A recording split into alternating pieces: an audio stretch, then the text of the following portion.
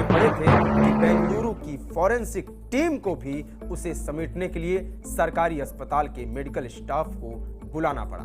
नमस्ते, मेरा नाम है अंकित और हम बात कर रहे हैं बेंगलुरु के महालक्ष्मी हत्याकांड की। एक ऐसा हत्याकांड जिसने दिल्ली के श्रद्धा वाकर मर्डर केस की यादें ताजा कर दी। 27 साल की श्रद्धा को उसके प्रेमी और लिव इन पार्टनर आफ्ताब अमीन पूनावाला ने 18 मई 2022 को मार डाला था।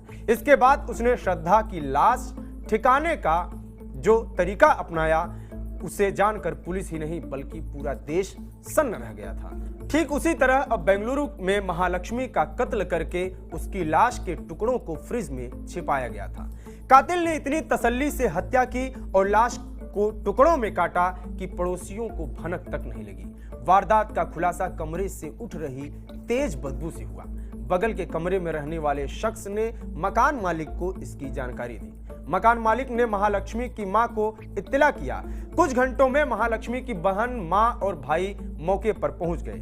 मकान मालिक और पड़ोसियों की मौजूदगी में घर का दरवाजा खोला गया, लेकिन दरवाजा खुलते ही अंदर से इतनी तेज बदबू आई कि सभी पीछे हट गए।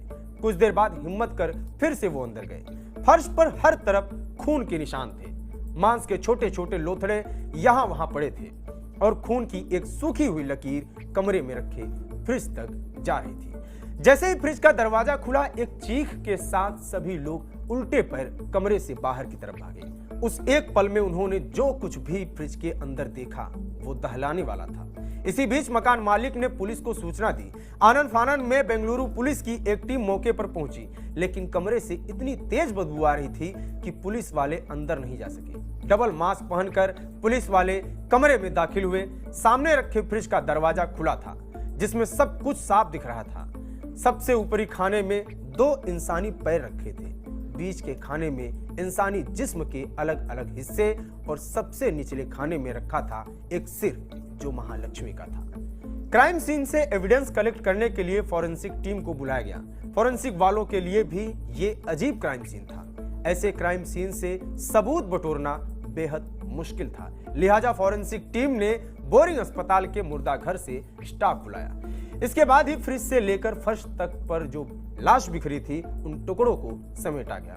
इस दौरान वहां मौजूद लोगों को अंदाजा हुआ कि लाश के टुकड़ों की तादाद 30 से 40 के दरमियान है। लाश के टुकड़े समेटने के बाद पुलिस ने कमरे की तलाशी ली। बेड पर एक मोबाइल मिला जो महालक्ष्मी का था। मोबाइल ऑन करके कॉल डिटेल रिकॉर्ड चेक की गई तो पता चला कि मोबाइल से आखिरी कॉल 2 सितंबर को की गई थी। 2 सितंबर के बाद से ना तो इस फोन से कोई कॉल की गई और ना ही कोई कॉल रिसीव की गई। इसी से बेंगलुरु पुलिस ने अंदाजा लगाया कि महालक्ष्मी का कत्ल 2 से 3 सितंबर के दरमियान हुआ है, जबकि कमरे का दरवाजा 19 दिन बाद यानी 21 सितंबर की दोपहर 3:30 बजे खोला गया। लेकिन सवाल यह है कि आखिर किसी ने इतनी बेरहमी से महालक्ष्मी का कत्ल क्यों किया? आखिर किसी की उससे क्या दुश्मनी थी? बेंगलुरु पुलिस ने मामले की तफ्तीश शुरू की। महालक्ष्मी की मां और बहन से शुरुआती पूछताछ में मालूम चला कि 2019 तक पूरा परिवार नेपाल में ही रहता था। उसी साल महालक्ष्मी की शादी हेमंत दास नाम के शख्स से हुई। शादी के बाद दोनों लोग रोजगार और बेहतर जिंदगी की तलाश में नेपाल से बेंगलुरु पहुंचे। बेंगलुरु में हेमंत एक मोबाइल शॉप पर काम करने लगा, जबकि महालक्ष्मी को एक बड़े मॉल की कॉस्मेटिक शॉप में बतौर सेल्स वुमेन टीम लीडर की नौकरी मिल गई। दोनों पति पत्नी बेंगलुरु के नीला मंगला इलाके में किराए के घर में रहते थे। बाद में दोनों की एक बेटी हुई। साल 2023 तक उनकी जिंदगी में सब कुछ ठीक था, लेकिन 2023 में हेमंत और महालक्ष्मी अलग हो गए। बेटी हेमंत दास के साथ रहती थी, जबकि महालक्ष्मी पिछले 5 महीने से व्याली कवल इलाके में किराए के मकान में रह रही थी, वो भी अकेली। हर 15 दिन या महीने में एक बार वो अपनी बेटी से मिलने हेमंत के घर जाया करती थी। पुलिस तफ्तीश में हेमंत और महालक्ष्मी के बीच दूरी की वजह थी लव ट्रायंगल। दरअसल हेमंत को शक था कि उसकी पत्नी का अशरफ नाम के लड़के से अफेयर चल रहा है। अशरफ उत्तराखंड का रहने वाला है। वो बेंगलुरु में रहकर हेयर ड्रेसर का काम करता है। इसी बात को लेकर हेमंत और महालक्ष्मी के बीच अक्सर झगड़ा होता था। इसी झगड़े की वजह से तकरीबन 9 महीने पहले महालक्ष्मी अपने पति हेमंत से अलग रहने लगी थी। पहले कुछ दिनों तक मां और छोटी बहन के साथ रही। और फिर 5 महीने पहले किराए के घर में शिफ्ट हो गई थी। पड़ोसियों के मुताबिक महालक्ष्मी आस पड़ोस में ज्यादा लोगों से घुली मिली नहीं थी। वो किसी से बात भी नहीं करती थी।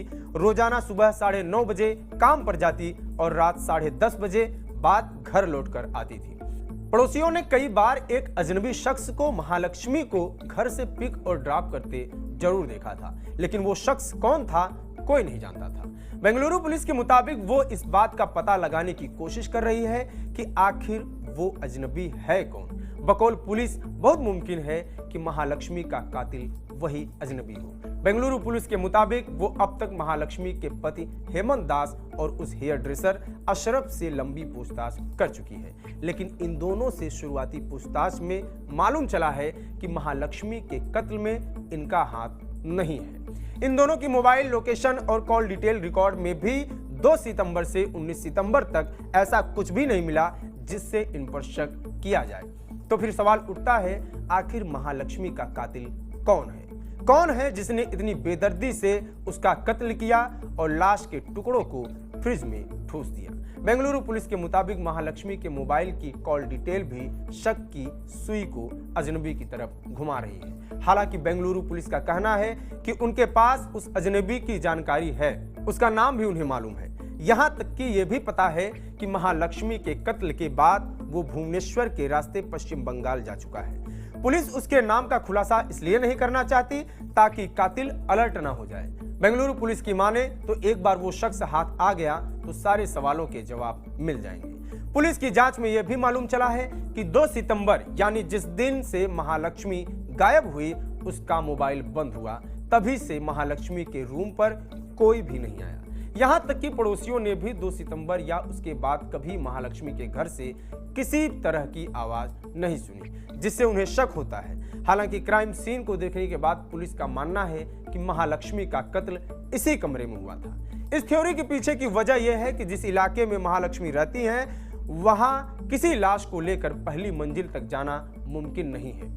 पुलिस की थ्योरी पर यकीन करें तो काफी हद तक मुमकिन है कि कत्ल से पहले महालक्ष्मी को बेहोशी या नींद की दवा दी गई होगी, इसलिए कत्ल के वक्त घर से चीखने की आवाज नहीं आई। लेकिन जिस तरह से कत्ल के बाद महालक्ष्मी की लाश के टुकड़े किए गए, उसे देखकर लगता है कि कातिल जल्दबाजी में नहीं था, यानी कातिल ने घर के अंदर तसल्ली से लाश के टुकड़े किए, यानी कत्ल के बाद भी वो कई घंटे या पूरी रात वहीं रहा।